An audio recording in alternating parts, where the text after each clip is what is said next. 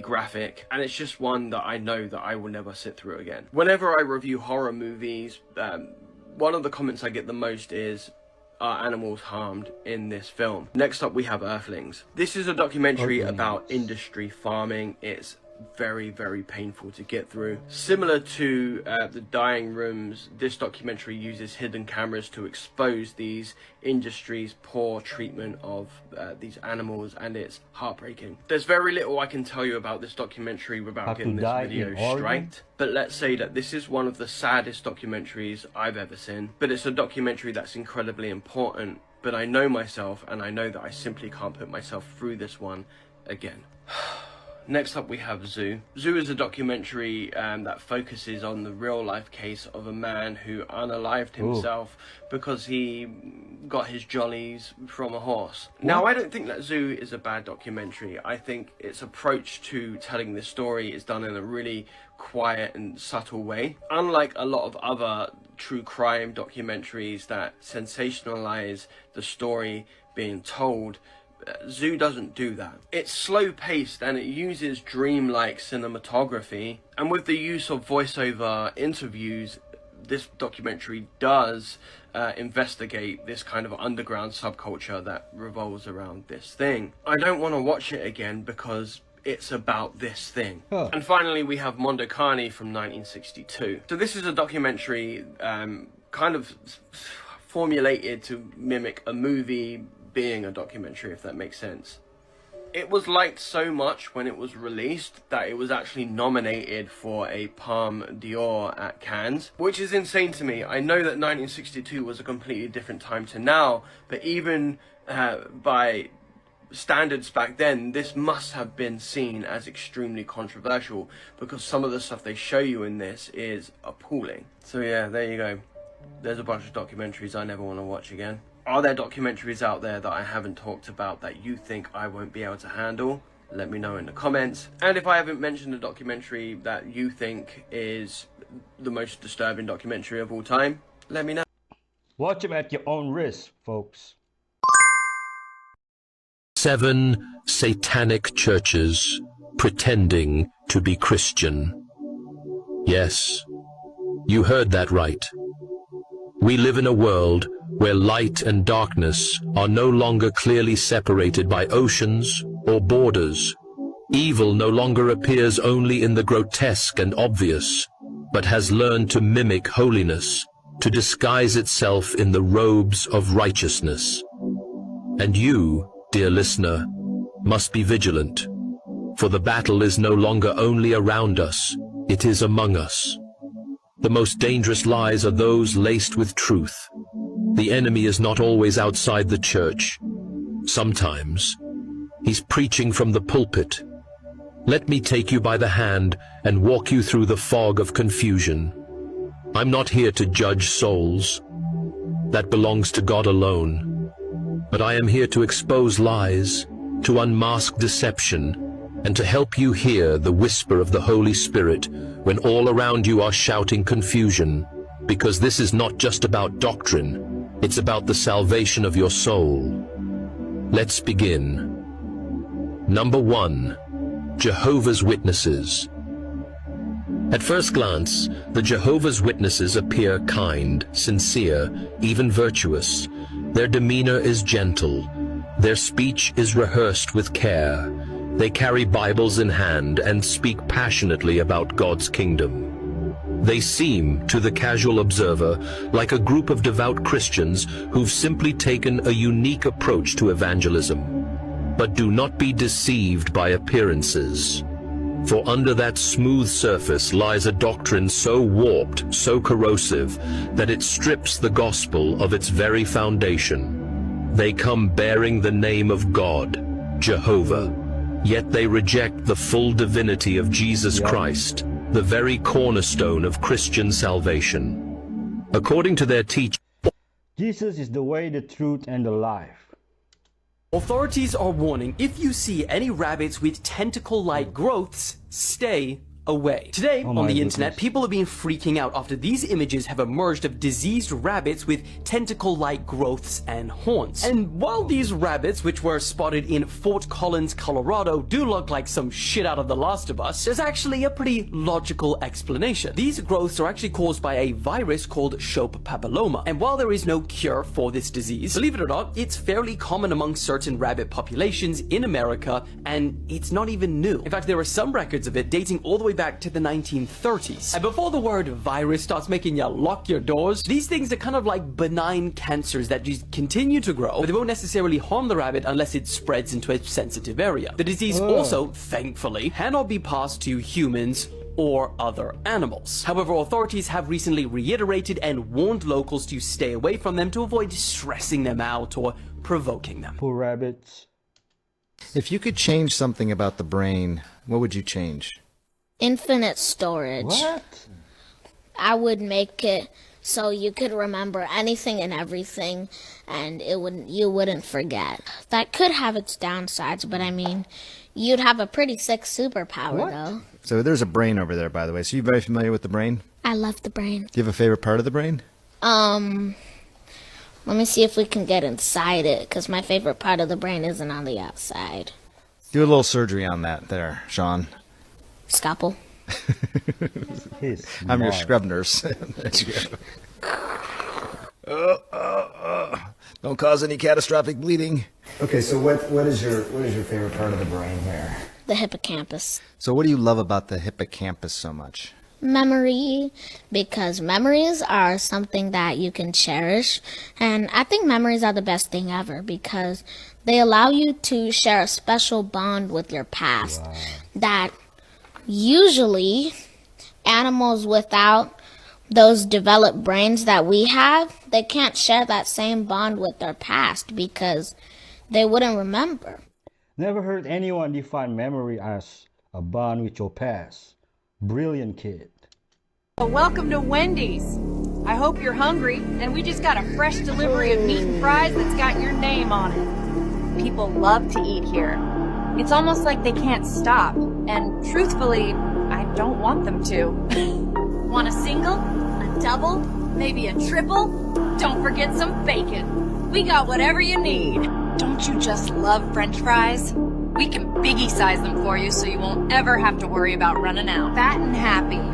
No need to worry about cholesterol or sodium. You only live once, right? Where's the beef? Where's the beef? We got you.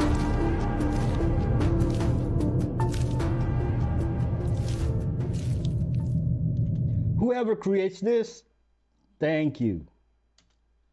Welcome to Starbucks. Ready to get your Oh, day Starbucks started? now. Let's get you something to sip on.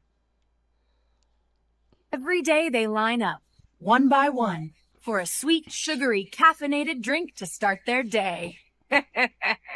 We have all the flavors and sweeteners you can imagine. Have as much as you would like. Let's spike your sugar so you crash super hard. Don't forget to grab some food. We have some sweet cake pops or tasty croissants. So much sugar. You need it. Too lazy to come inside? Don't worry. We have a full-service drive-thru that can get you anything you desire. Are you getting the itch? The craving? Come back to me. I'm waiting. Oh! That's crazy. Oh!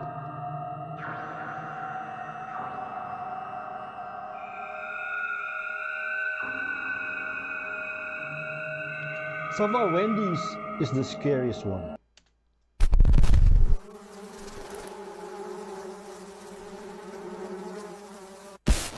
The 6 most powerful angels ever created by God.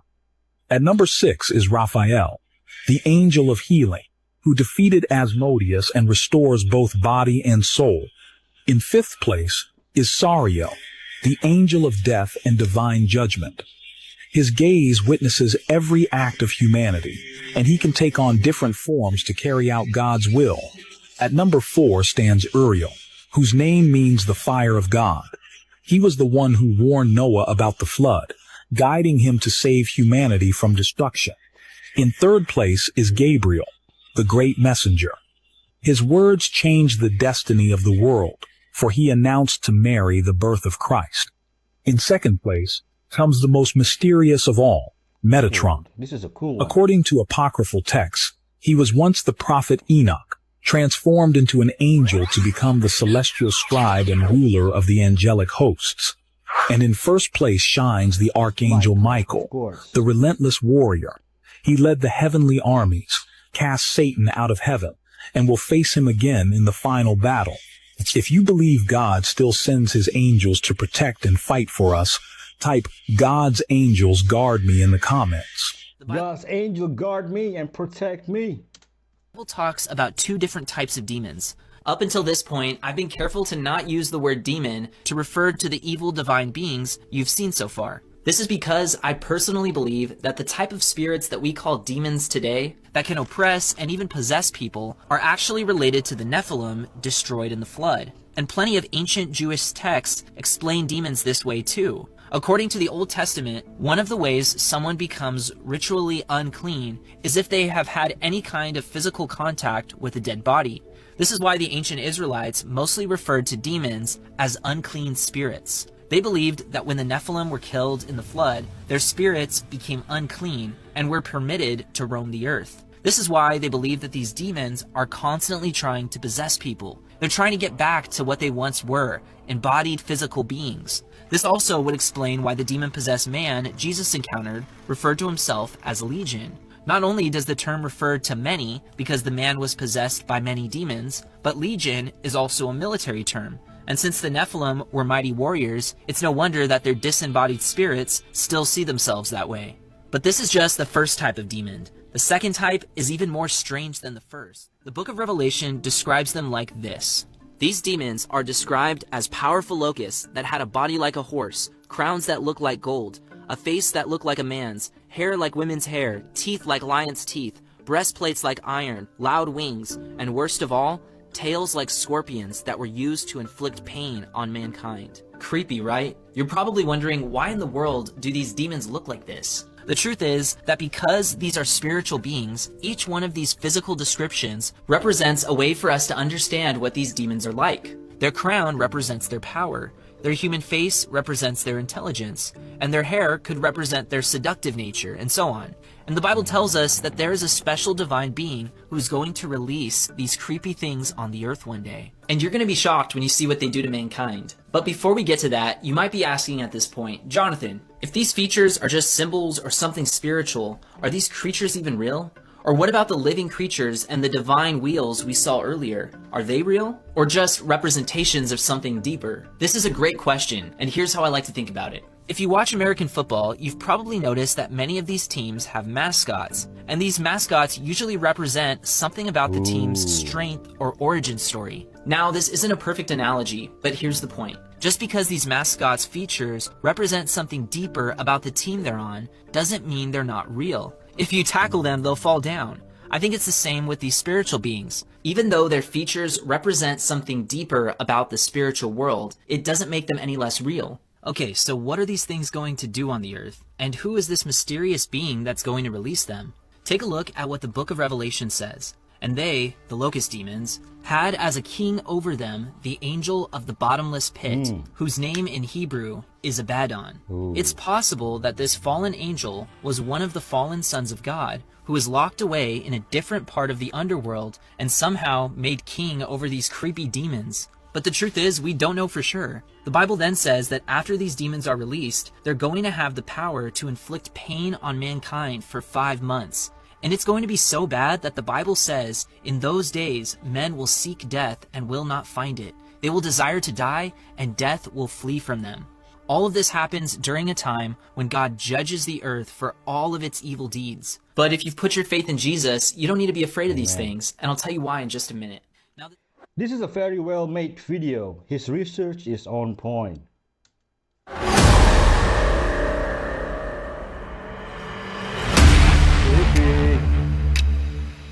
Quick question.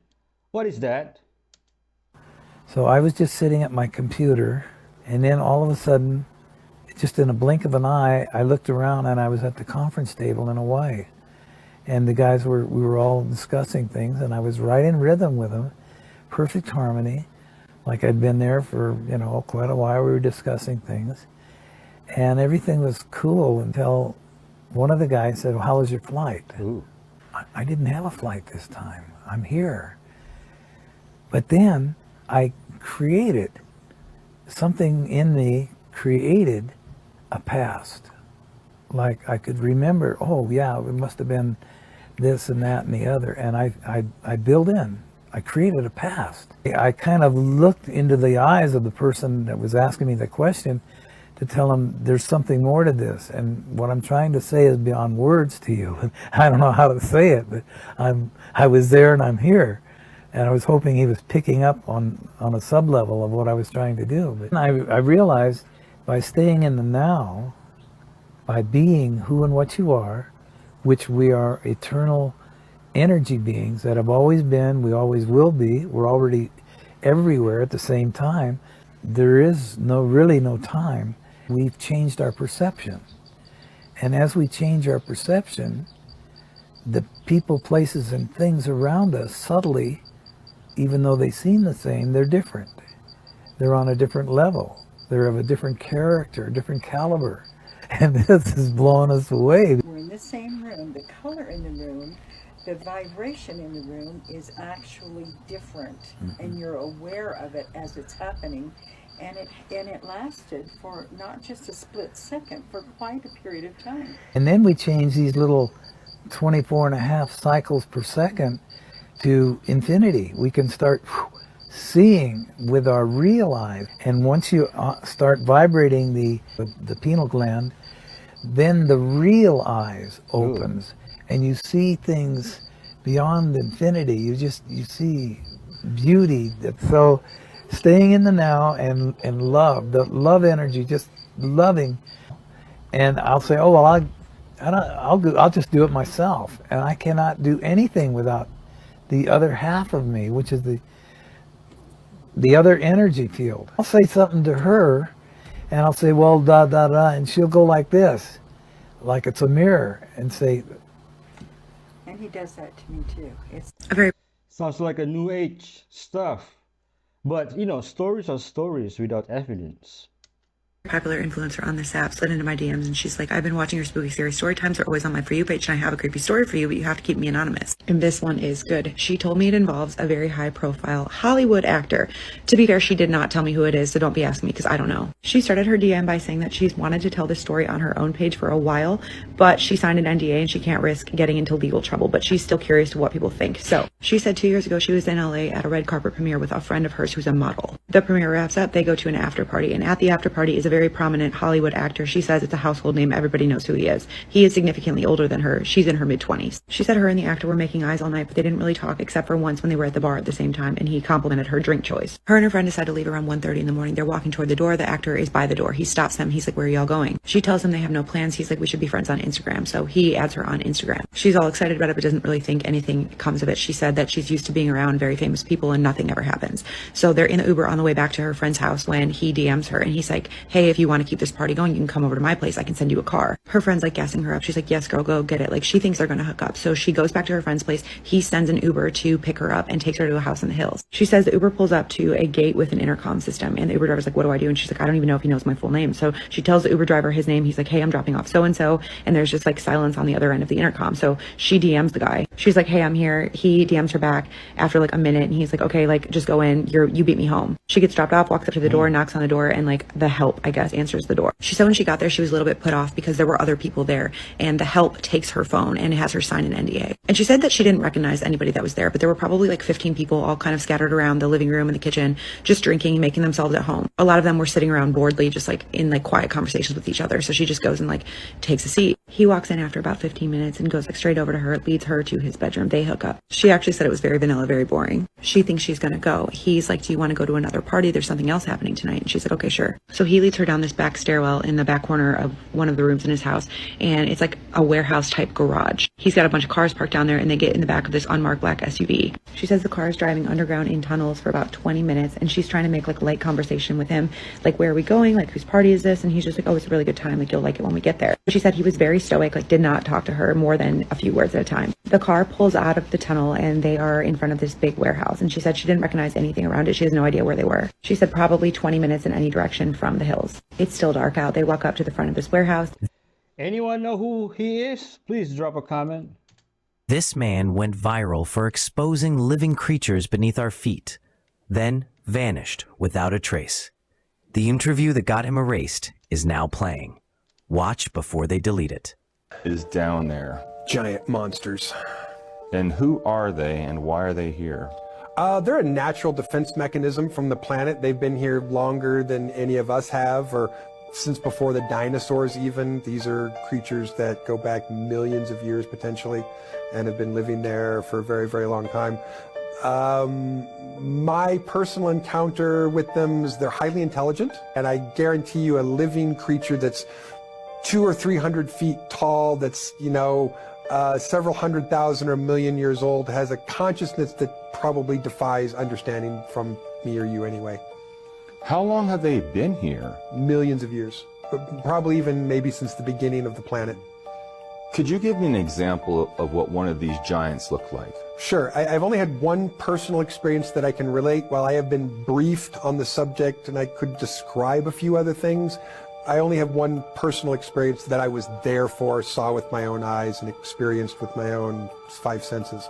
So if you want to imagine something that resembles a big furry primate, maybe like a sloth that walks on its hands and is covered with hair that looks like giant dreadlocks. How tall do you think, could you estimate? I would estimate that it was probably between 250 and 300 feet tall. What? How do they grow to such an extreme size, and why aren't we not seeing them on the surface? Well, I think we're talking about pre-primordial times, so we're talking about before the dinosaurs, when plants and animals were even larger. So I think we're just talking about they came from a time when biological life grew bigger. Google Emery Smith. This is an interview on Gaia Network. People won't say it to your face, but they feel it. Here are 7 signs you're becoming too powerful to control. 1. You stop explaining yourself. You no longer beg to be understood. You just live. 2. You're unaffected by praise or hate. No compliment inflates you. No insult breaks you. You're untouchable. 3. You make decisions without asking permission. You move without waiting for approval, and it shakes people. 4. You don't fear being misunderstood. You let them talk. You let them assume. You keep building. 5. You protect your time like your life depends on it, because it does, and they notice. 6. You hold eye contact without flinching. You don't dominate, but you don't look away either. 7. You're no longer triggered by disrespect. You see the game, and you refuse to play it. You're not harder to control. You're impossible to manipulate. Absolutely. 100%. The Antichrist will betray everyone to consolidate his rule. Imagine a leader so charismatic, so powerful, and so deceptive that the entire world is captivated by his charm. A figure who promises peace, but delivers chaos. What if I told you this leader isn't just a myth, but someone prophesied to rise in the final days? Buckle up, because today, we're diving into the chilling reality of the Antichrist and his ultimate betrayal. And trust me, you don't want to miss this.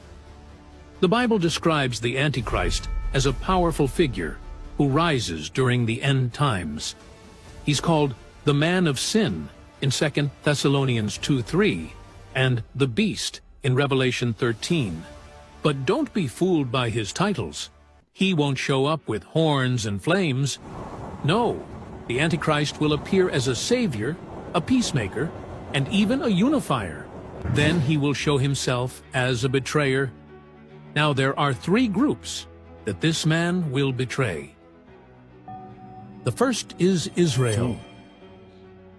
Imagine a leader so cunning, so deceitful, that even the chosen nation of Israel places its trust in him, only to face unimaginable betrayal. Angel Gabriel himself warns of this Antichrist to Daniel.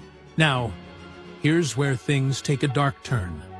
Daniel 9, verse 27. And he will enter into a binding and irrevocable covenant with the many for 1 week, 7 years. But in the middle of the week, he will stop the sacrifice and grain offering for the remaining 3½ years.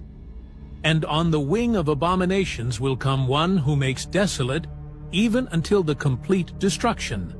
One that is decreed is poured out on the one who causes the horror. The he Gabriel described is the prince who is to come mentioned in the previous verse. It could be a treaty of friendship, non-aggression, or a guarantee of military support against any nation that attacks Israel. Picture this: a leader turning against his own allies, suppressing dissent, and demanding worship.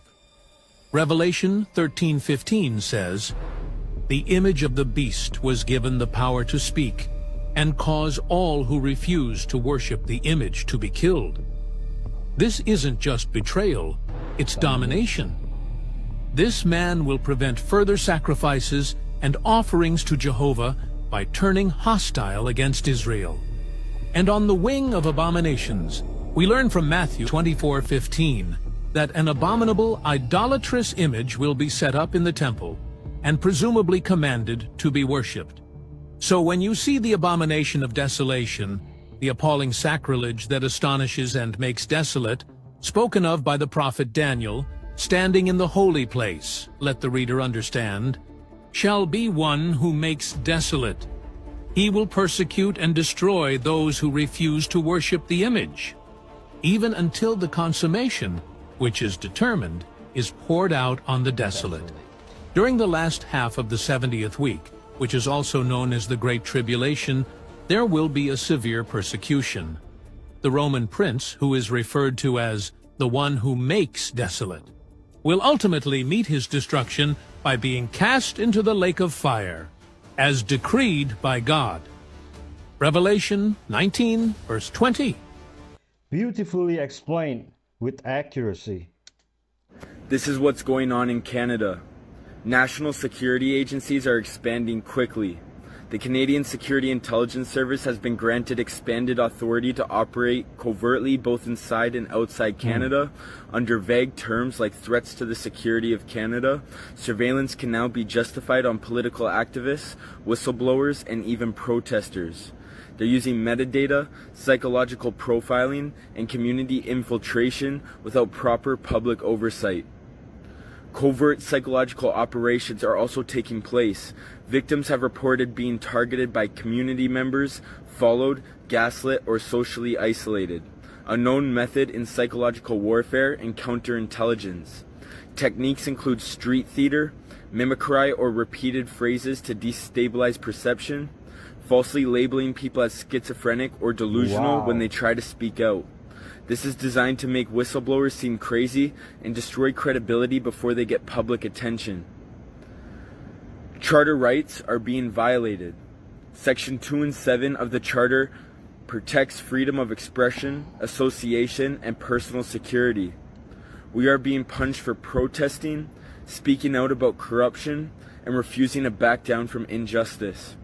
This is unconstitutional, but agencies often use emergency powers, mental health labels, or fabricated charges to get around the law.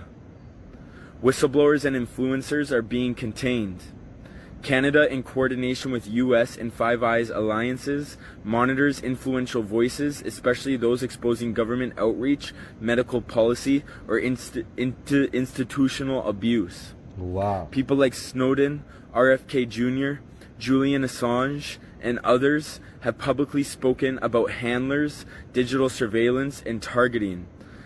And I am showing similar symptoms of being red flagged as a narrative disruptor, as the owner of Canada exposed. We are not alone.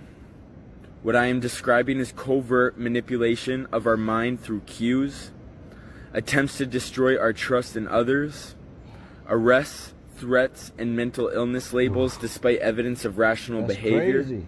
has been reported by activists, journalists, and whistleblowers worldwide. Why us and why now? Because we're resisting programming. We're speaking clearly, and we're symbolic and unpredictable, dangerous to a system that thrives on control. Unite, stand your ground, and speak the truth, Canadian. Learn from Indonesian. Hella trigger warning right now. It's one of the most disturbing things I have watched in a minute. POV, you watch a mother push her son on a swing for 44 hours. 44 so he hours? loses his life. Who they're talking about in that video is Ramikia Sims, and one day in 2014, she ends up taking her son, Yair Lee, to the park. At first she told her mother, I'm gonna go get some medicine for him because he's feeling a little bit sick, and then after I'm gonna take him to McDonald's or something like that. After that, a park. So her mom was like, okay, go ahead, just be careful. The whole day passes, she still hasn't returned home. They're like, what the hell, where's Ramikia? 2 days later, she still doesn't show up. Literally, a person strolling by calls the cops and says, there's this lady that I saw 2 days ago at the same park swinging her kid, her son, and he looks a little bit off. Can you guys come? They get to the park, and the son was completely limp, and she was still pushing him. She stops, and she says, I couldn't stop swinging him because I heard a voice that told me that if I stopped swinging him, something really bad was gonna happen. She just kept swinging him for 2 days straight. He died of dehydration and hypothermia, and there were signs that could have prevented of this happening. There was this one random night where she called her mom saying that some armed men in suits were outside of her house, and they were basically trying to come in and kill them. Her mom came, and there was nobody outside. Sounds like she's fucking suffering from schizophrenia. Yeah. That's what it turns out to be like. So it was only downhill from there. No kid should deal with anything that harms them. This lady has no accountability whatsoever. Steals a Rolex and money from a nursing home. And she works there. How we doing today? How we doing today? Even work with some merchandise? No. Can I help you, officer? I was just watching some very interesting video footage from your work. Mind if I search you? Empty your pockets right now. Can I have some sort of warrant? You're making this way harder than it has to be. What do you know? That looks just like the Rolex that was stolen from the nursing home that you work at. Yep. There's the money. Are you happy? Can I go now? Excuse the McFuck out of you. What do you mean, can I go now? Ashamed of absolutely nothing. You stole from a old person. They can't even defend themselves, bro. Where did these come from? Does that matter? We both know where it comes from. You often steal from your job and where you work? Turn around, hands behind your back. Can we please just talk about this? Talk about what? You stealing? Or talk about how you have no shame about this shit? Stealing from old people, bro, that's a new low. Why did you get that job? There's nothing worse than people in healthcare that don't care. I think this is a bit dramatic to be arrested. What footage? Can I see the footage? Absolutely, you'll see it in court. You think it's a good idea to steal? They're not gonna miss it. But he's basically dead. You don't think they're gonna want to pass that watch down to his son? Nah, fuck her, bro. Can I go now? What the? In that time, to deal with a lot of cash. Later, they flow in pallets. Official in the mainstream, you can find 30 billion, huge amounts by planes to finance the Iraqi Second World War. Was in 2003 and so on. This was to finance the insurgencies, finance the saboteurs and the provocateurs. You're talking about the real financial world. I mean, I call it the real financial world, who make it able to do whatever you want in this world, because most of the people on Earth, you can buy them. Yes. You can blackmail them or buy them. It's one of them. There are only a few who will resist. Yes. Because we live all in a slavery system, so, and for them it's nothing. Yes. 1 million not enough, 10 million. And that's still a joke in the real world. Yeah, very good. But you mentioned a group, Masonics. That's a worldwide organization. But again, they are not the top. They are running a program, and they are like the BIS, like all the others, they are listening to the boss, the 8,500, the real powers. Okay. And about the real powers, it's not only earthly. Right. Stop. So the real powers behind the 8,500 is we begin to deal with metaphysics here. interdimensional intelligences, lower astral intelligences, extraterrestrial intelligences? I discovered one thing about ourselves. We are multidimensional ourselves. We are multidimensional and also able to experience a lot of frequencies, all the frequencies. And what you can read in many old history, well, say holy books and history about native tribes and also, they all talk about this dualistic system. And they all talk about a light manifestation and a dark manifestation. And the financial system on this planet where I work for is the main key, the main tool to do all the programs they want, because they have a program. And the Masonics, they have a spiritual mission. And the end goal of this whole thing is that they are following, maybe as one of the few groups on this earth, literally the Bible, especially also the Revelations about what's coming next. And you can see this in the recent history, like the rebirth of Israel. It was Palestine in 1948. Was the birth, rebirth, the state of Israel. The state of Israel. It was all written in the prophecies. And they are running the show. Okay, Guy Onright was a banker, a big-time banker who was invited to the inner circle. He loved it until he was asked to join in on the sacrifice of child. According to him, he said no and began talking about it. He died under strange circumstances. I don't remember the details.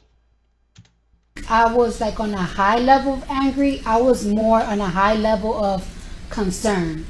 Very concerned. And why were you concerned? Because I'm pregnant. And this girl's about to beat my ass. Hello?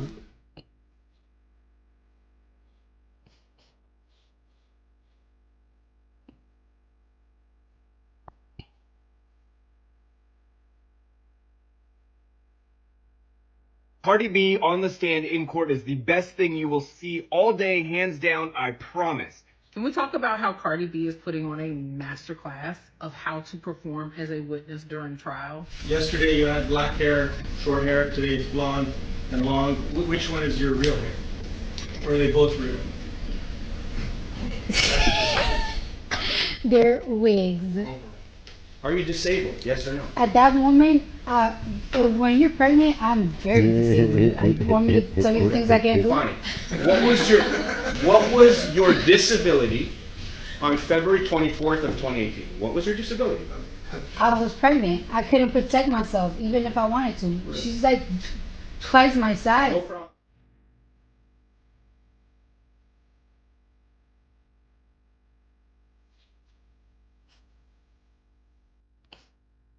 You didn't hit her? No. Did you take a swing at her? No. Tell us in your own words what you said. I said, get the out of my face. Why are you in my face? Why are you recording me? Ain't you supposed to be security? Tell it to her now. Go ahead. Huh? Say it again. Say objection, Your Honor. You want me to say it to her face? I want you to tell it to her face what you said on that day so she can hear it for herself. The objection is sustained. Who's trying to get some money? She is. How do you know that? Because she sued me for $24 million.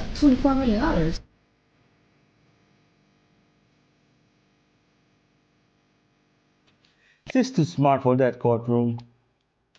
A huge security meeting is happening in China right now, and it represents over 3 billion people. That's nearly half of the world's population gathered through their leaders at this one single meeting. And the guest list is wild. Russia, China, Iran, India, Pakistan, Turkey, Vietnam. And not only that, but this is the first time in 7 years India's prime minister has stepped foot in China. And even Kim Jong-un is reported to be leaving North Korea to attend, making it Kim's first multilateral international meeting ever. This is also the first time that Xi, Putin, and Kim will all be at the same event together. It's called the SCO Summit, and leaders from 26 countries have all headed to China. But this year, most of them face one common struggle: US tariffs. And so far, it looks like they've acted as the WD-40 of diplomacy, because on day one, India and China, the world's two most populous countries, have already made landmark agreements. Xi Jinping said the world today is swept by once-in-a-century transformations, and so it's the right choice to have partners who enable each other's success and to have the dragon and the elephant come together. In fact, today they resumed direct flights between the two countries for the first time in 5 years. And they also spoke about their shared aim to make the international order more multipolar. Now, on Putin's side, he's expected to meet with Turkey to discuss the war in Ukraine and also hold talks with Iran to discuss their nuclear program. Kim Jong-un is expected to try and strengthen ties with China, but once this all actually happens and the summit is wrapped, I'll make an update. Supervillain sleepover.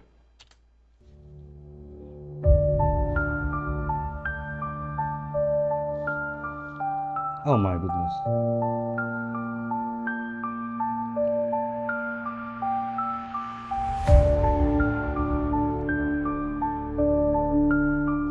Oh my. Jesus is king. Don't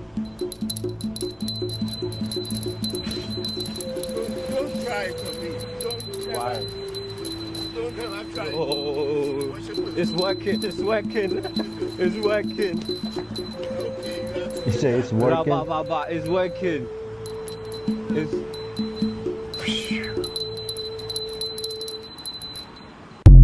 From this day on, he will blame everything on him.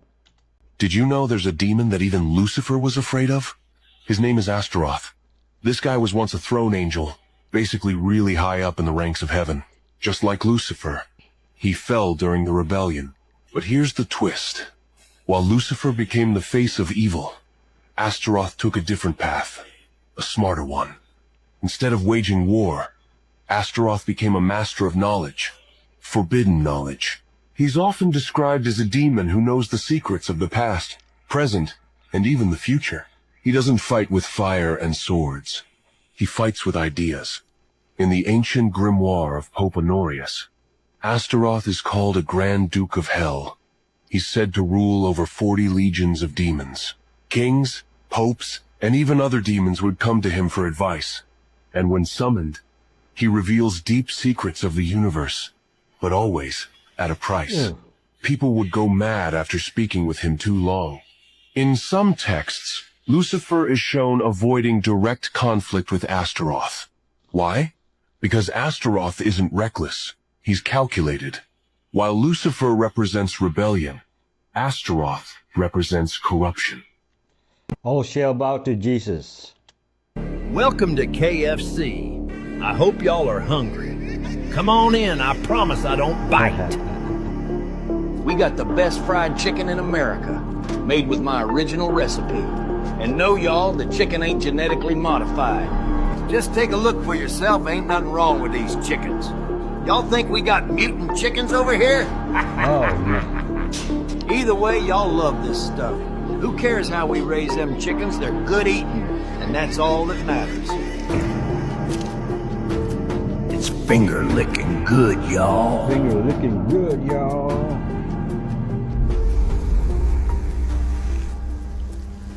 What he's doing is working, because I want fast food less and less now. People didn't buy the book. People don't want to listen. We've been doing this for thousands and thousands of years, since down to Adam's time. We take the children of our enemy, which is the white race, and we bring them to the basements in the synagogues, where we drain the blood and watch them die there. It's very similar to how we do the sacrifices that we do with the kosher butchering, and so we do that, and then we mix it with the Passover bread, and so we eat the blood of our enemies. And the bodies, we're not cannibals, so what we do is we take those, because we can make some shekels, and we give them to the slaughterhouses, and those are pounds and pounds and pounds of meat that we grind up in the sausage and the hamburger, and that's why we made those the most popular thing, sausage for breakfast and hamburger for lunch. And so all the goyim out here are really eating their children. And even when we say this outright and tell you people, you don't believe it. So that's your... 800,000 children missing just this year? Makes sense now. Enoch was the only man who walked with God and returned with secrets no one was meant to hear. The ancients said he was taken up to heaven alive by angels, and after several days he returned, his eyes burning from the visions he had seen. He spoke of things no one could understand, of heavenly beings, of wars between angels, and of the judgment that was to come upon the earth. Long before Noah built the ark, he had already warned of the coming flood. It is said that he wrote forbidden books, writings hidden away because they contain the secrets of heaven, the names of the fallen angels, and the very structure of the universe. Until one day, he never returned again. He was taken up and never set foot on the earth once more. God did not allow him to taste death, for Enoch was no longer just a man. He had become the messenger of the unseen, the one who spoke with God face to face and lived to tell about it. If you believe in God, leave your amen in the comments. Accept Jesus Christ as your Lord and Savior. You guys got to go with me to Mexico and get some stem cells. I took a friend of mine there. He was 75, old guy, and he owns a bunch of restaurants in Tucson. And one day I saw him leaning over a table, and I was like, what's going on? He goes, oh, I got to have back surgery. I'm doing it in a couple weeks because I have chronic back pain. I was like, dude, come with me to Cancun. Took him to Cancun. He got injections in his back, and he got an IV. And that night, in that hotel, I thought we were going to have to call 911. The dude went to try to go to the bathroom. He was crawling on hands and knees to get to the bathroom. The next day, this is 2.5 years ago, the next day, he was absolutely fine, dancing around like a ballerina. Since then, he sold all his businesses and he's been traveling the world, and he has the best time ever. He's got no pain. Yes, you just need $30,000. Last night, Indonesian police have officially opened fire on civilians.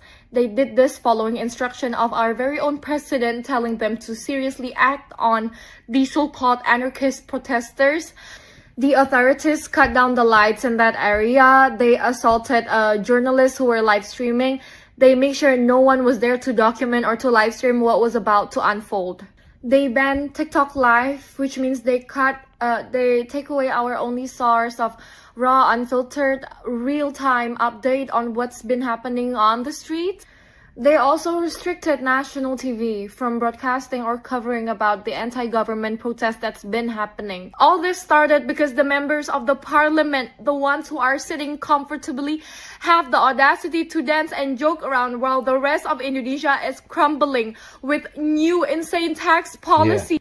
With mass layoffs everywhere and an insane new tax policy, most Indonesians are forced to find informal, insecure work in the midst of budget efficiency for education, for healthcare. They have the audacity to announce that they themselves would be increasing their own salary.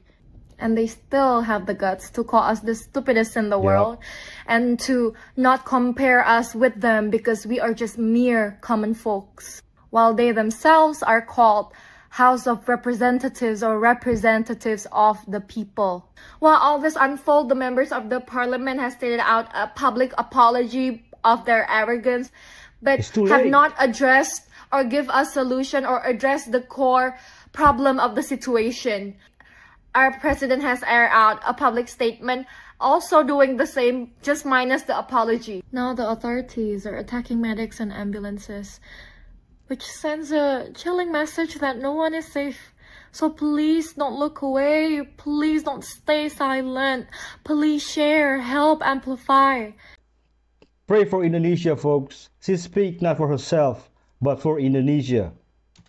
Here's what's happening in Indonesia, a color revolution set up by the CIA. Well, we don't of course know for sure, but the situation that's happening in Indonesia is extremely similar to what happened in Bangladesh just a year ago, which led to the ousting of their prime minister and being replaced by a very pro-US leader in Muhammad Yunus. Both instances started off with student protests against government corruption. In the case of Bangladesh, it was against government officials who hoarded job quotas. And in the case of Indonesia, it was against a allowance for housing that the government officials were getting. In both cases, there was a symbolic martyr who were both young men in their 20s. In the case of Bangladesh, it was a 26-year-old by the name of Abu Said, whose unaliving was caught on camera. And in the case of Indonesia, it was a 21-year-old delivery food driver by the name of Afan Kurniawan, the unaliving of whom by government forces was was also caught on camera. In both cases, the unaliving of these two were the turning point in the protest, which led to people descending to the streets all over the country. Now, in both cases, it does look like they were organic movements because the people are legitimately angry against the ruling elites. However, situations like these are always monitored by the CIA, and they always try to take advantage of these situations, especially to destabilize Muslim majority countries such as Indonesia and Bangladesh. You know, I'm Indonesia, but I don't think it was the CIA. It's literally just living conditions and parliament wages going up, and it wasn't even, you know, supposed to be that violent. It escalated because a policeman unalived someone. But I might be wrong though. This is why we track politician stock trades. Remember when I made this video about Debbie Wasserman Schultz making a suspicious purchase of Viasat? Viasat makes military communications for the Department of Defense, and Debbie Schultz sits on the Military Construction Subcommittee. Now the stock is up over 200% since her purchase. I track politician stock trades every day, so follow me if you want to stay Wow, updated. that stock went from like $9 to $32 in 2 months. The Antichrist dude, Abdullah Hashem. What he's saying is terrifying. Right, yeah. And people are like, he's the Antichrist. I'm like, he's like, I'm not the Antichrist. I'm the successor of Jesus Christ, the successor of Simon Peter, the true Pope. He's the founder of Ahmadi, religion of peace and light. His quote is, personally sent by Jesus Christ to deliver the end time message. Or he is the messenger sent to the Abrahamic religions, so Christianity, Judaism, and Muslim. He openly calls on Christians to obey him in his divine authority. Oh boy. But they like interviewed like some of his followers, and they've witnessed him performing miracles. A couple of them that apparently he's brought people back from the dead. Oh. This one lady said that he literally made the moon disappear one time. And it's like, I'm not saying this it could just be a social media thing, but also be on the lookout for him. Yeah. Well, yeah, David yeah. Copperfield did that too, so it's no big deal. But they never showed that. Never did, no. For many will come in my name, claiming I am the Messiah, and will deceive many. You have got to be kidding me. These guys found the entrance to the ice wall right before I was going to go and discover it for myself. And it looks like they found undiscovered land that has never been seen before by the human eye. Right out there, green land in the Antarctic Ocean. And it's just like what Admiral Byrd described when he flew over the area 100 years ago. And this brings us back yet again to this leaked drone shot photo of Antarctica, That's AI, which shows a hidden civilization that no one has ever seen before, surrounded by an ice wall, but also green vegetation, which is also exactly the same thing that Admiral Byrd described when he flew over the area. And he said that there was a continent the same size as America that has never been seen before by the human race. But strangely enough, there's left in the world today an area as big as the United States that's never been seen by a human being. And that's beyond the pole, on the other side of the South Pole, from Middle America. And I think it's quite astonishing that there should be an area as big as that unexplored. It's a tremendous So there's a lot of adventure left down at the bottom of Where exactly is the entrance?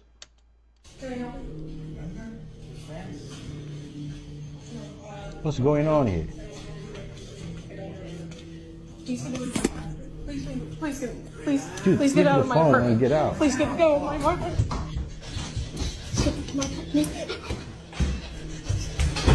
Bro, somebody broke into her house. That's like a random dude. At first, I thought this was just like some intruder story or whatever. But then she ends up capturing this shit, bro. So she hears a noise in her house. She runs to the door. That's why. She's recording it. Now she waits, right?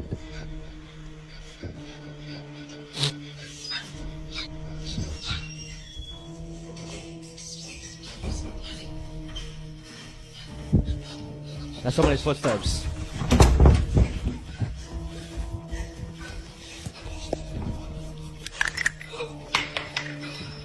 Bro, look at the bed. It's regular.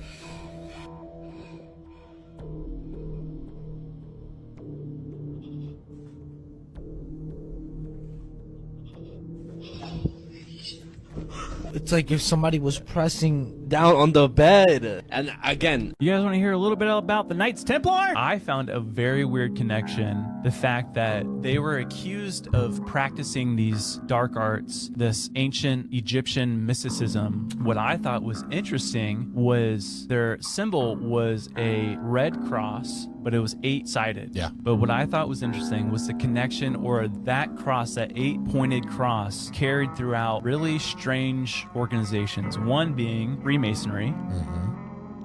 And the story goes that hundreds of years before Columbus, when the Knights Templar were actually in America, and there's a conspiracy that they were finding ancient relics and bringing them to America to hide them. That makes sense. When the Knights Templar was dissolved, all of Europe was basically like, if you're a Knights Templar, you're in prison or you're dead. Yeah. The only country that did not do it was Portugal. What's interesting is that Christopher Columbus, I believe, is from Portugal. Is the sails on Christopher Columbus's ship was the symbol of the Knights Templar. The theory is that he used those sails going to America because he knew that the natives there would recognize that and it wouldn't be as much as a threat. What is it? Okay. Joe Rogan is Aleister Crowley. He never died, and he did not reincarnate. This isn't the first time that celebrities have resembled people from 100 years ago, and you might be wondering, how is this even possible? Could they be vampires? Literally every celebrity has someone from the past that they resemble, and it is not coincidence. In my expert opinion, I believe that some of them are vampires, but the rest of them have figured out a way to transcend mere mortality. They did this by mastering the ancient Egyptian art of Hermeticism and using the cerebral spinal fluid, also known as the seminal fluid, which comes from the bottom of your body, and ascending it all the way up the spine into the pineal gland in the brain, causing the resurrection of the mind, of the cells, recreating every cell in the body so that you are now a young person again, because every 7 years, all of the cells in our body regenerate. So they figured out a way to do that every 7 years, and they've been living everlasting life since then. Okay.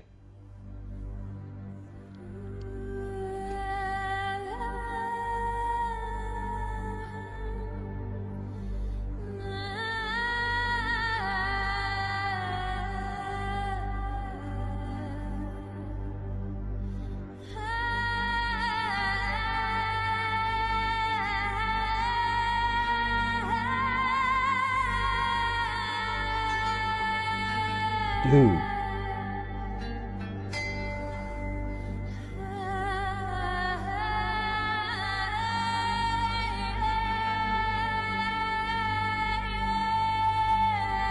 This is awesome.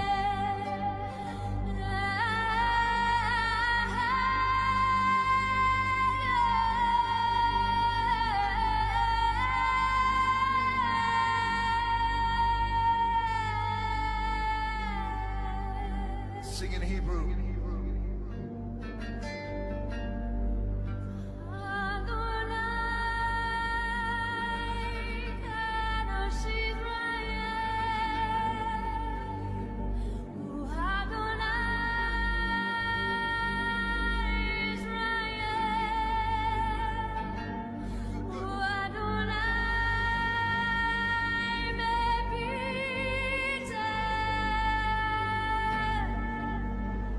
Zero news coverage, zero outrage, no marching, no protesting, no angry riots, no targets burned down. And no, that's not 6 individuals, that's one thug that took her life on a train.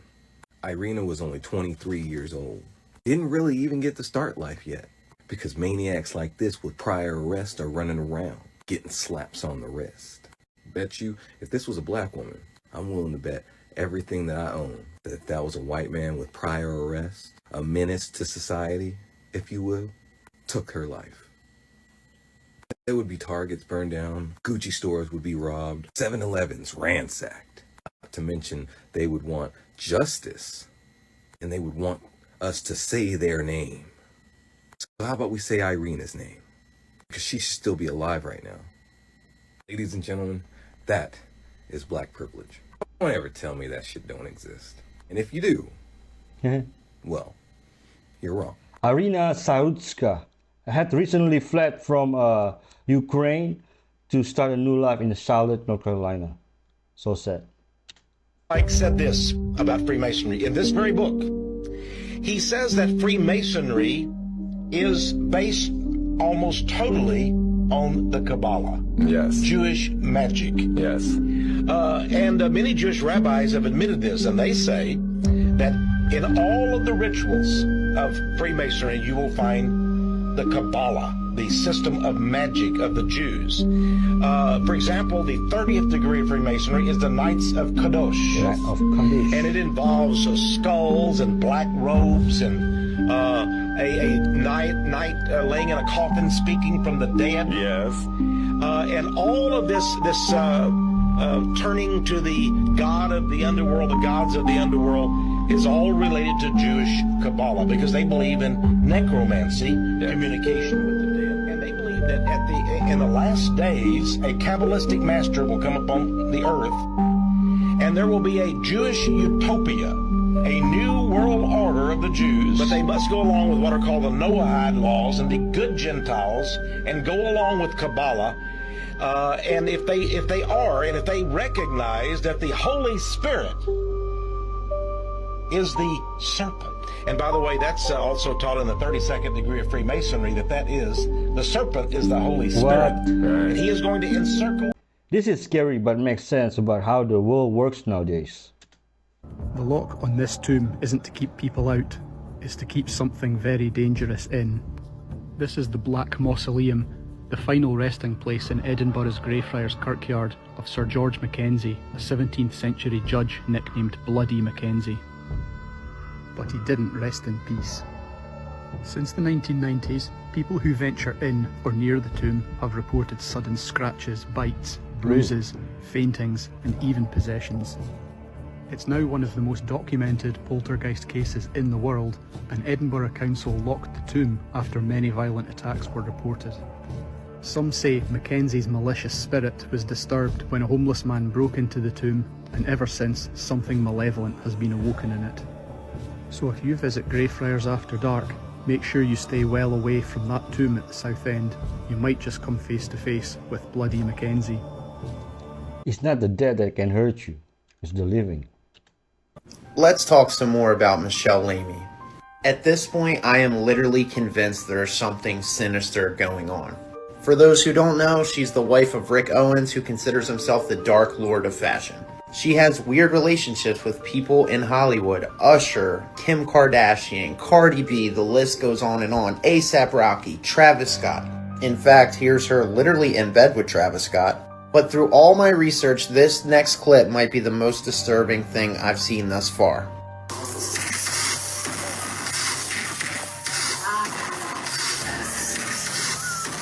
What's going on? I don't know about you guys, but I literally get the creeps just watching that. That was apparently a rave that they threw, but it literally gave me the chills, and it's just her chanting over that beat and all those flashing lights. Meanwhile, you have Rick Owens looking on. What the heck? This is somebody who's told us in multiple interviews she does not believe in God and has pushed that agenda further and further within Hollywood and really culture as a whole. She literally was asked by somebody to say something good about God and wouldn't even do it. Roll the clip. It's good. God is so good. Good was it? You don't believe in God? Can I get a God? Can I get a God is good? Stop it. What? Nah, I want to pay. And this is who all of your favorite celebrities idolize. Think about that. If they keep doing that, they will spend eternity in hell. This is something crazy that's been happening with homeless people. And you don't see this in the news. You don't hear anybody talking about it. But a while back, I had this friend who is homeless, and he's been homeless for some time. Now, his problem is that he just doesn't know how to fit into society, and he's just sort of made his life on the streets. And several people tried to help him, but he just does not want to leave the streets. Well, one day I was driving and I see him out and about. I stopped and I'm like, hey, let me get you some food and let's hang out for a little bit. So he gets in the vehicle and we go and get some food. I asked him, I said, do you want to ride like downtown to the shelter? And he's like, oh, no, like, I don't stay at the shelter. Bad stuff happens there. And he goes, I sleep at this one business because there's a bunch of cameras outside. And I'm like, oh, what, like, are you afraid of something? And he's like, yeah. He's like, there have been a series of these vans that appear in like parks, and they are like downtown, and they just show up. And he said they go up to the homeless people saying that, like, hey, we can help you. We can, like, give you a job, or, give you a place to stay. And he said they will get in those vans, and he never sees them again. And he said, like, he had a couple people that he knew that have just completely disappeared. And, so I was just kind of like, maybe he's been on the street too long, like maybe he's losing it a little bit, And he's like, no, listen, go to this park right now. And I'm like, okay. So we drive over to this park. And sure enough, parked by like kind of like an encampment of homeless people was this weird looking van. There was this bald-headed guy sitting in the passenger seat with his sunglasses on. And I mean, he just looked very out of place. And this van, it was really weird because it said like something community service or something, but it didn't look like they were doing any kind of community service, and I've never heard of them before. So I was like, that's like really, really weird. And so then I ended up dropping him off for the night in front of this business where he was going to sleep.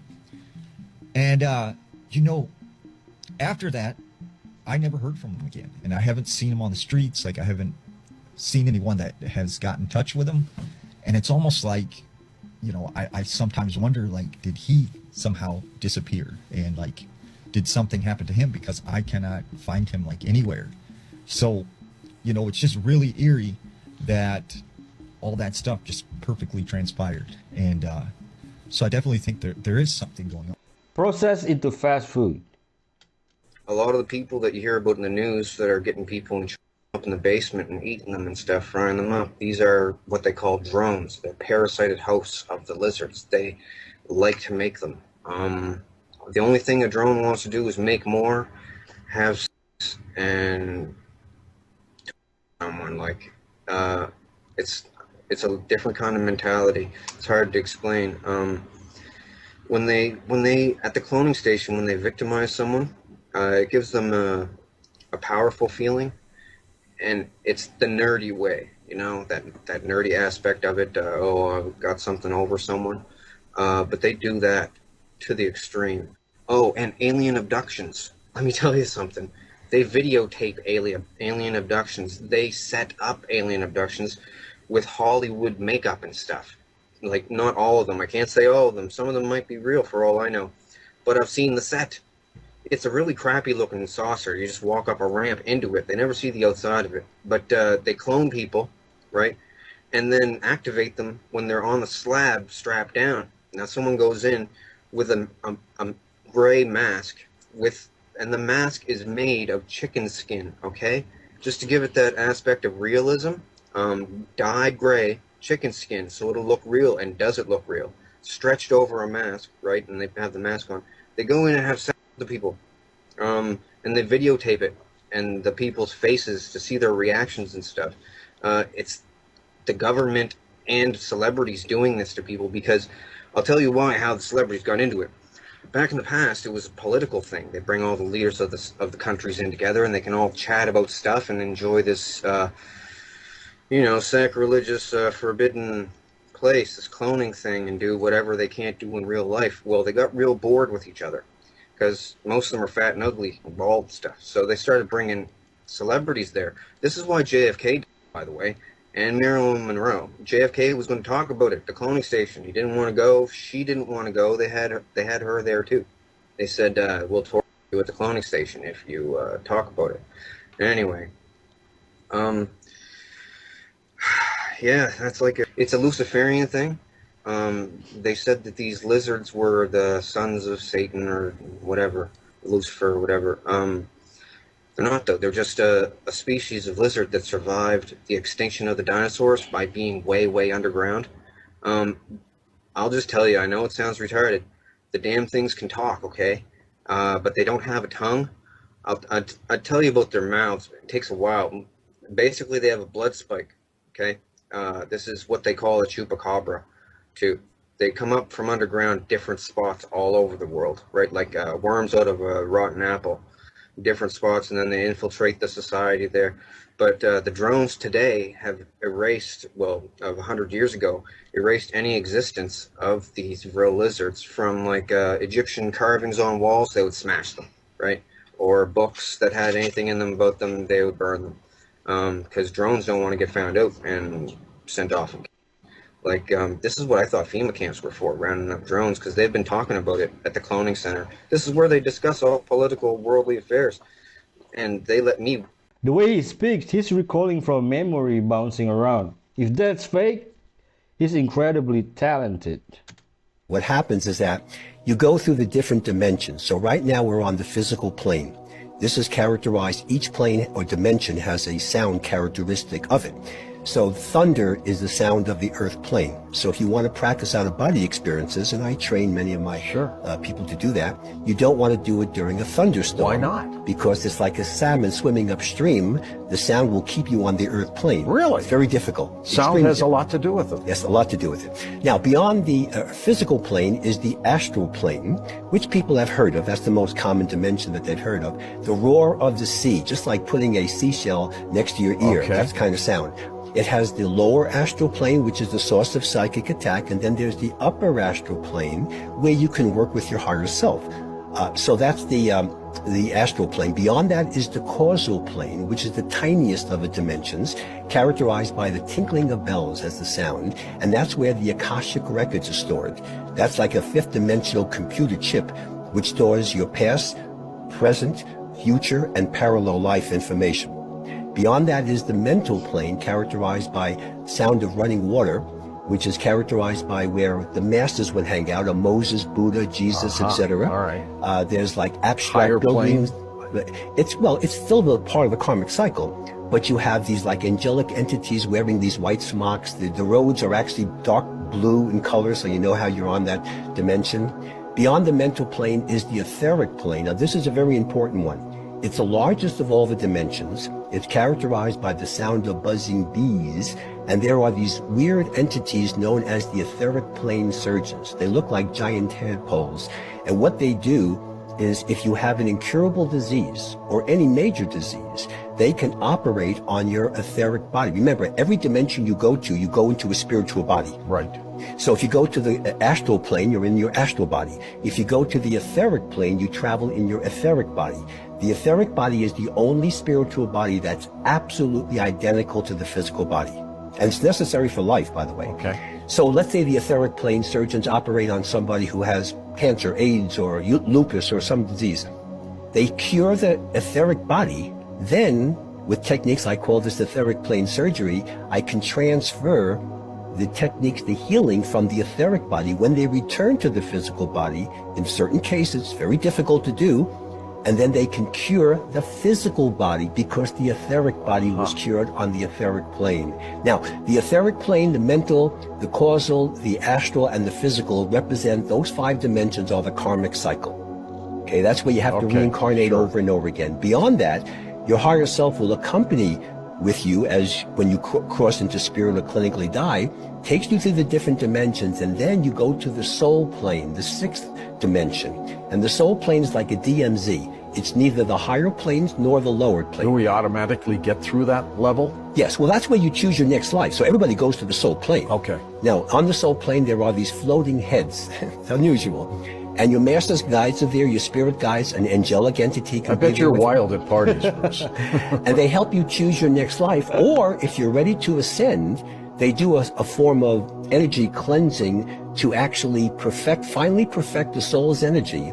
Now you shed, remember, you're in the soul plane, you're in your soul plane body, right? Okay, spiritual body. Right. Now, when you're ready to ascend, you shed that body. So now you're pure energy, no more body of any kind, and you go into the higher planes, and then eventually you wind up with what we call the God energy complex. Some people call it all that is. They call it God. They call it whatever. Heaven or nirvana, where there's no perpetrators, no victim. It's the eternal now. That's the ultimate goal, is to ascend. Once you enter the higher planes, you'll never come back. Okay, what plane or dimension is our dream state?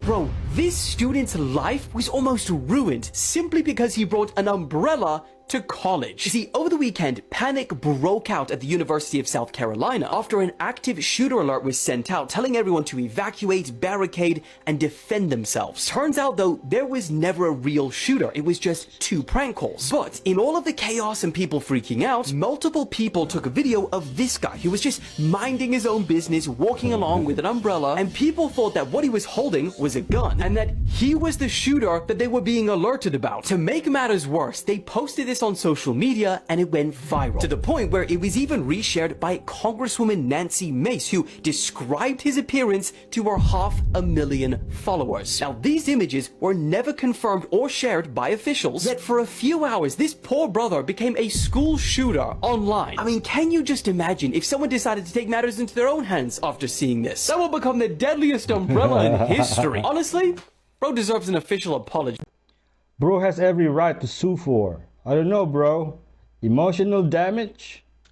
This is the future of AI-powered stores. What you're seeing is a coffee shop, but it's not just any shop, because this coffee shop has AI software running 24/7 in all their cameras. You see those green boxes? Each one of those is a customer, and the AI is monitoring how long each person has been sitting in the cafe. But here's what's crazy. It's also monitoring the workers. You can see it's tracking their movement with those squiggly lines and their productivity, like how many drinks each person has served per hour. The software is called NeuroSpot, and it uses AI and machine learning to live track and analyze humans in physical stores. Now, of course, as a customer, my immediate reaction is shock and fear. It feels super weird to know you're being tracked everywhere you go. But as a business owner, having access to this level of real-time analytics could be super valuable. For example, if you ran a buffet, this software could immediately detect which areas were less popular, so you knew how to rotate the menu. Or if you ran a hardware store, you could study which aisles people linger the longest as a signal for confusion in signage and layouts. There are endless applications for this type of data. Not to mention CCTV AI, it'd be a lot harder to steal stuff. But the real reason this is so valuable is that this footage is going to be used to train robots. The best way for robots to learn is to watch humans complete the same task over and over. And because of that, I would not be shocked to see this type of AI camera software start popping up everywhere. There is absolutely no prophecy there. Aldous Huxley wrote in 1935, "I had assumed the world had no meaning." Decades later, his house burned to ashes, manuscripts, library, everything. He literally reaped what he planted in his imagination. Your imagination is not a mental faculty. It is God himself operating through you. Christ is not a historical figure. Christ is the creative power you exercise now. Every mental scene sustained with conviction must materialize. Close your eyes to the obvious. Mentally construct the scene of fulfilled desire. Give it sensory vividness. Persist as if it were true. The outer world must reorganize itself. People appear, opportunities arise, coincidences multiply. But here's the terrible secret. You're already doing this unconsciously. Every worry sustained, every fear fed, you're actively creating your prison. You are God the Father who forgot who you were.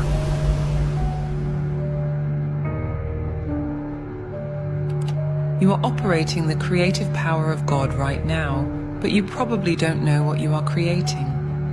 Every mental image that you sustain for long enough transforms into physical reality. This is not a metaphor, and it is not abstract philosophy. It is the fundamental mechanics of how reality works, and you are using it unconsciously every day. Paul of Tarsus knew this secret. In his first letter to the Corinthians, he speaks of a different wisdom, one that does not belong to the rulers of this world. He calls it the secret and hidden wisdom of God, decreed before the ages for our glorification. Then he adds something crucial. Only the Spirit of God can comprehend the thoughts of God. And where is this Spirit? In your own imagination. The human imagination is not what we have been taught. It is not fantasy, it is not daydreaming, and it is not an escape from reality. The imagination is the very creative power that built the universe, operating through every human being. When you imagine something with conviction and sustain that mental image, you are literally planting a seed that must germinate in the physical world. Paul was categorical about this. Whatever a man sows, that he will also reap. There is no exception to this law. Every sustained thought, every assumption accepted as true, every mental image fed with feeling, all of these are seeds, and they always produce corresponding fruits, even if it takes years for the harvest to appear. Herbert Hoover, the former American president, partially understood this principle when he said that all of human history can be written in terms of ideas implanted in the minds of men. Wars, revolutions, and the rise and fall of nations. Everything began as an idea sustained in someone's imagination. If you could control what people imagine, you would control the entire world. This is exactly what modern propaganda does. Every piece of news that you consume, every social narrative that you accept without questioning, every fear that the media amplifies, all of this is designed to direct your imagination to make it create specific realities. You wake up, turn on the television or open your phone, and immediately your imagination is hijacked to serve the purposes of others. But there is a fact that the manipulators prefer you to ignore. No one can really control your imagination if you know how to use it consciously.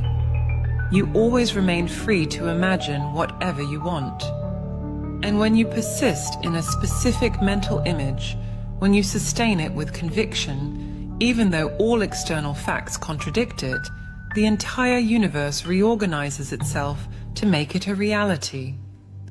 The problem is that we have been educated to despise the imagination. They say it is a childish thing, that adults should be realistic and accept circumstances as they are. While we believe this, we continue using this divine power to create exactly what we don't want: poverty, disease, conflict, and limitation.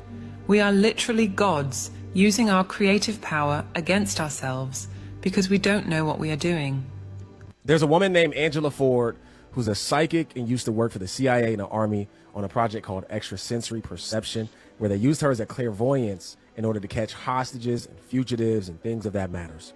She goes on to this podcast called the Sean Ryan Podcast, and Sean Ryan goes to ask her a couple of questions about what she feels about where we go after we die, and if she's ever looked into religion and ever did any type of psychic work in religion. Then he asked her a question about the crucifixion, and this is going to absolutely shock you, okay? And it details why God says do not go to psychics and things, and people like that. Okay, let's go ahead and hop into this video right now. And if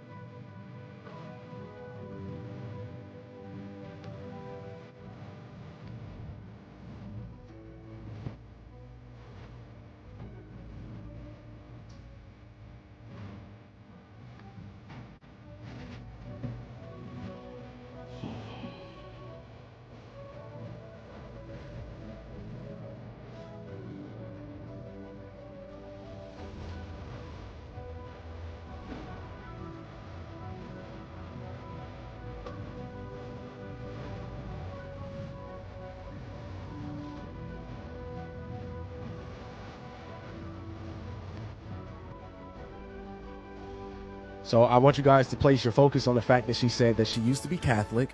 Now, whether she was an actual believer of Jesus Christ, that's up for question. I doubt that she was, because right after she says that, she says that she believes that Jesus Christ was a man and that there were other people who had done teachings in the world before in the past. She believes that Jesus Christ was not God of some sort. But it gets really, really crazy when he asks her about the crucifixion, which he's going to do in a... Yep.